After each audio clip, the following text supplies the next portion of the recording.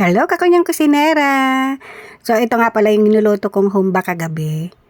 Hindi namin naubos. So, ang ginawa ko, tinago ko muna sa ref. At ito nga, ni-recycle ko siya, guys. Ginawa ko siyang pansit.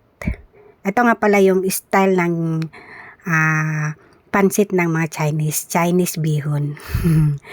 So, simple lang kasi may lasa naman na yung karne. So, nagbabadla ako ng bihon.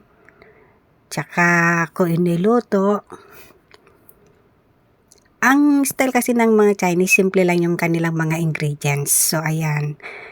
Chaisim lang ang nilagay kong gulay dyan. Ang sarap, guys.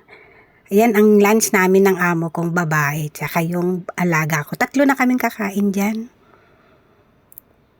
So, naporso-portion ko na yan. Ito naman ang sa alaga kong binata. May sausage. At sa amo ko naman, basta may itlog, masaya na siya. Kasi may karne naman na yan di ba? So yung akin, ganun din. Thanks for watching everyone!